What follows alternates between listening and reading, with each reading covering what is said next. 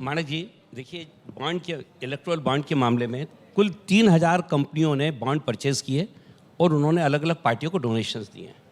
उसमें से कुल 26 ऐसी कारपोरेट कंपनियां हैं जिनके खिलाफ जांच चल रही है और उसमें से 16 कंपनियां सिर्फ ऐसी पाई गई हैं जिनमें अनियमितताएं हैं। आप थोड़ा बॉन्ड को समझिएगा। जब आदरणीय मोदी जी कहते हैं कि ये एक सही कदम था, ये जो पैसा आ रहा है, ये पैसा पहले उस कंपनी को अगर देना है तो उसको अपना KYC पेश करना पड़ेगा बैंक में, वहाँ से वो पैसा ट्रांसफ़र होके देन उसके बाद बॉन्ड में कन्वर्ट होगा।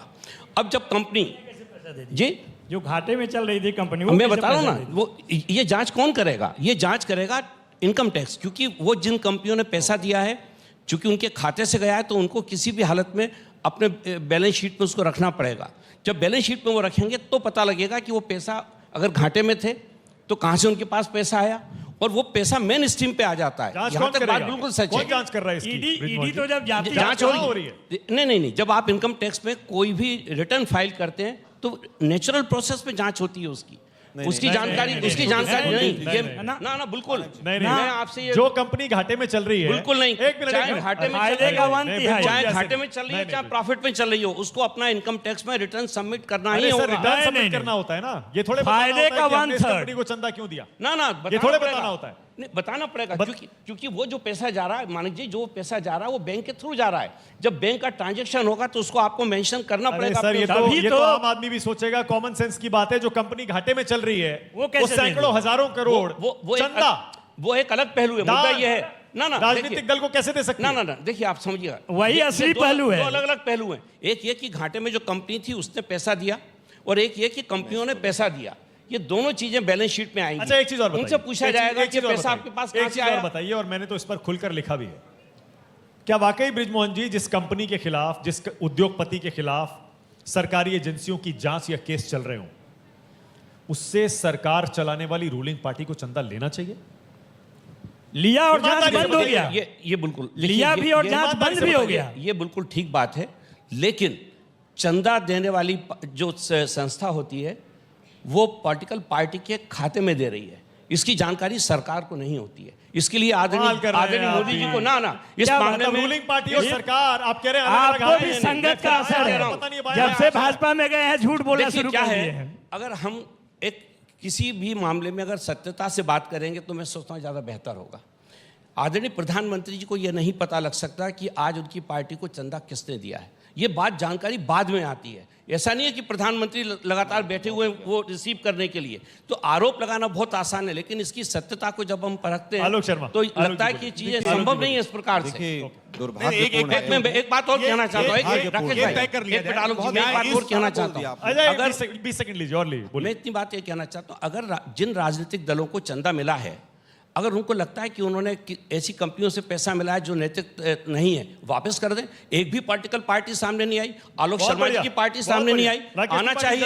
एक तरफ आप अनैतिकता का आरोप लगाते हैं और दूसरी तरफ आप उसी पैसे से अपने मानक जी, आपके पूरे मंथन में आज विपक्ष ने सबसे बड़ा मुद्दा इलेक्टोरल बॉन्ड का उठाया है, और सच बात यह है कि बेल बॉन्ड भर करके जमानत पर रिहा लोग इलेक्टोरल बॉन्ड का मुद्दा उठा रहे हैं। इलेक्टोरल बॉन्ड के मुद्दे को ये वैसे ही उठा रहे हैं जैसे राफेल को लेकर के उठाया था और चौकीदार चोर है कहा था। लेकिन क्या हुआ था, राफेल करते करते राहुल हो गए फेल। और हम पूरी जिम्मेदारी से कह रहे हैं कि इलेक्टोरल बॉन्ड के मसले पर भी ये वैसे ही मुंह की खाएंगे, क्योंकि इलेक्टोरल बॉन्ड में किसी प्रकार की कोई खामी करने का काम भारतीय जनता पार्टी ने नहीं किया। एक व्यवस्था बनाई थी, उस व्यवस्था को लेकर सुप्रीम कोर्ट ने कुछ सवाल उठाए हैं। हम सुप्रीम कोर्ट के फाइनल वर्डिक्ट का इंतजार करेंगे। अच्छा, तो वही जवाब दे दीजिए जो मैंने अभी बृजमोहन जी से पूछा था।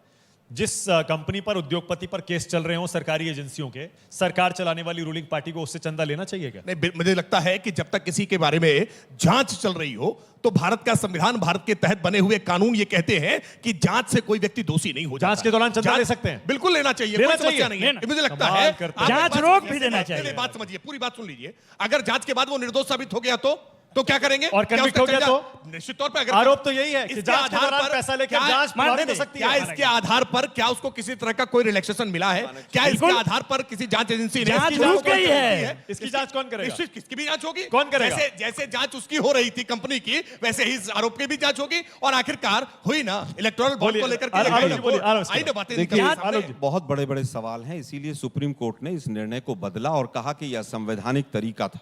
और पहले दिन से ही संसद में भी इस पर सवाल उठे, आरबीआई ने भी और इलेक्शन कमीशन ने भी इलेक्टोरल बॉन्ड्स के ऊपर सवाल उठाए। लेकिन जो भ्रष्टाचार के सरगना थे उन्होंने चाहा कि नहीं, ये हो जाए और इसके माध्यम से हमें पैसा मिल जाए। एक क्लॉज था पहले कि 7.5% प्रॉफिट से ज्यादा कोई भी कंपनी डोनेशन नहीं दे सकती है। उस क्लॉज को इसी सरकार ने हटाया था। अब हम सवाल पूछते हैं कि 2 करोड़ जिस कंपनी का मुनाफा है वो 138 करोड़ रुपया किस तरह से इलेक्टोरल बॉन्ड्स में दे रही है। आपने सवाल बार बार पूछा, भाई विपक्षियों ने लिया, विपक्षियों ने। हम तो करें, विपक्षियों के पास ईडी के नोटिस भेजने का अधिकार तो नहीं, सीबीआई इनकम टैक्स के नोटिस भेजने का अधिकार तो नहीं, वो तो केंद्र सरकार ने भेजे। ये सीधा सीधा जीता जागता एक्सटॉर्शन है कि पहले नोटिस भेजो, माल आ जाए, जेब में रख लो और फिर नोटिस कैंसिल कर दो। आलोक जी, इससे आलोक भाई ज्यादा की पार्टी पैसा वापस करेगी कि नहीं? एक मिनट जो चंदे मैं में आता मिला। हूं। हाँ, जवाब दीजिए, वापस कर दीजिए। एक मिनट आता हूं मैं। अगर इस तरह की कोई बात आती है, सुप्रीम कोर्ट आदेश देता है, हम उसको बिल्कुल सबसे पहले अरे, सुप्रीम कोर्ट ने दे दिया आदेश। सुनिए भाई, सुनिए, असंवैधानिक है। सुनिए भाई, हमारे पास आज तक ये जानकारी नहीं है कि कौन कौन सी कंपनियों ने हमें किस रूप में पैसा दिया है, क्योंकि सारी इलेक्ट्रॉल- वेबसाइट पे है। एक मिनट सर, एक मिनट। इलेक्ट्रोल बॉन्ड्स ट्रांसफरेबल सारे वेबसाइट पे है। 2019 में मोतीलाल वोरा जी ने पहली चिट्ठी लिखी थी एसबीआई को कि हमें आप अपनी पूरी जानकारी दीजिए, हमें मना कर दिया गया। उसके बाद अजय माकन जी ने 2 बार चिट्ठी लिखी, हमें फिर मना कर दिया गया। अब मैं वापस आता हूं, क्योंकि इलेक्ट्रोल बॉन्ड ट्रांसफरेबल थे, परचेज किसी ने किए, 5 हाथों से होकर चले गए वो। लेकिन दुर्भाग्य यह है कि जिस चीज को असंवैधानिक सुप्रीम कोर्ट ठहरा रहा है, उसको मोदी जी डिफेंड करने का प्रयास कर रहे हैं। उस देश की वित्त मंत्री और प्रधानमंत्री अगर भ्रष्टाचार को डिफेंड करेंगे तो आप सोच सकते हैं ओके, कि बिल्कुल, नहीं, नहीं, नहीं, नहीं, एक बात और, ये बार-बार ये कहा, आलोक जी, एक एक मिनट, गलत बात ब्रिजमोहन, ना रखिए। नहीं, नहीं, देखिए एक सुप्रीम मिनट। कोर्ट में मामला अभी भी नहीं, नहीं, एक सबजुडिस है, मिनट। फाइनल अरे वर्डिक्ट अभी अरे आना भाई, बाकी सुनिए है ना, मैं- और इसलिए असंवैधानिक कहना ये सुप्रीम कोर्ट के निर्णय मैं को फिर गलत तरीके से कहूंगा, प्रस्तुत करना है। सुप्रीम मेरा कोर्ट ने- सवाल है, आप आलोक जितना मैं बताइए उत्तर देता हूं, कि मैं उत्तर देता भाजपा का आपका चंदा चंदा भाई, और भाजपा का चंदा गंदा, ऐसा कैसे होगा भाई? भाजपा का चंदा धंधा है, धंधा। नहीं, भाजपा का चंदा गंदा भाजपा है, का चंदा आपका चंदा चंदा है। चंदा दो और धंधा लो। हमने अगर धंधा दिया हो तो बताओ, केंद्र सरकार से हमने ठेके दिए हो, किसी को बंदरगाह दिए हो तो हमारे ऊपर सवाल खड़े करो। आप जिन लोगों को बंदरगाह देते हो, खान देते हो, उनके उनसे चंदा लेते हो आप। 20 सेकंड 20 सेकंड। नहीं, मैं एक चीज 10 सेकंड में केवल और लेना चाहूंगा बड़े भाई। मैं पूछना चाहता हूं, बार बार कहते हैं कि जब तक प्रूव ना हो जाए, अरे यार शर्म नहीं आती भाजपा के लोगों को? 1,76,000 करोड़ का घोटाला हो गया और उसके बाद सब बरी हो गए। क्या देश से आज देश के प्रधानमंत्री और गृह मंत्री माफी मांगेंगे? मैंने हाईकोर्ट ने नोटिस कर दिया, हाईकोर्ट ने नोटिस कर दिया, अभी अरे बरी भाई, नहीं हुए बताइए हैं, मुझे। गलतफहमी मत रहिए। अरे भाई, सुप्रीम अभी कोर्ट- अभी छोड़ेंगे नहीं, अरे भाई, अभी छोड़- नोटिस हुआ है, 10 फिर अभी जाएंगे जेल, मैं 10 चिंता साल- मत करिए। मैं फिर एक सवाल पूछता हूं, 10 साल में मोदी जी की सरकार ने एक एफआईआर की हो और उसमें एक आदमी भ्रष्टाचार में कन्विक्ट हो गया हो, तो उस एफआईआर का नाम और उस आदमी का नाम बताइए आप अभी। अरे कन्विक्टेड तो राहुल गांधी भी हैं अभी। बताइए ना भाई, 10 साल में एक एफआईआर नहीं कर पाई ये सरकार, ओके, ब्रिजमोहन जिसमें जी, एक आदमी को जेल भेज दिया। ब्रिजमोहन जी, जल्दी से। भ्रष्टाचार से लड़ाई मानिक जी, लड़ोगे? देखिए, मैं तो- भ्रष्टाचार आलोक जी, आलोक जी, भ्रष्टाचार का मैं- गोडाउन चला रहे मानिक हो। जी, बिल्कुल। एक प्रश्न जरूर हमको जिसका जवाब मिलना चाहिए कि MLAs को जो आपके जो ऊपर राजनीतिक इनकम टैक्स के दल नोटिस गए थे उनका क्या हुआ वो बताइए। जो अब मोदी राजनीतिक- जी ने कहा था वो चक्की पिसिंग जो राजनीतिक- बोतल मत क्या हुआ? जो राजनीतिक बोतल दल उठाइए, देखिएगा। इस इलेक्ट्रॉल बॉन्ड के चंदे को गैर कानूनी मानते हैं, अनैतिक मानते हैं, क्यों नहीं है उनमें ये साहस कि वो आगे बढ़कर कहे कि ये पैसा हम वापस देश के खजाने में जमा कर रहे हैं? भारतीय जनता पार्टी को अगर ओके, चंदा ओके, मिला है तो फिलहाल वो एक पाप मिनट, है, एक मिनट, एक- वो पाप है। ओके, लेकिन अगर बिल्कुल, दूसरे बिल्कुल, दलों को मेरे मिला है वो पास उसका टाइम अभी पूरा इतना लाभ ही लें। है। मेरे पास टाइम अभी इतना ही है, इस मंथन में इतना ही। बहुत बहुत धन्यवाद। एक बार जोरदार तालियां जरा बजा दीजिए। Thank you so much. छोटा सा ब्रेक ले रहा हूं, फौरन लौटे।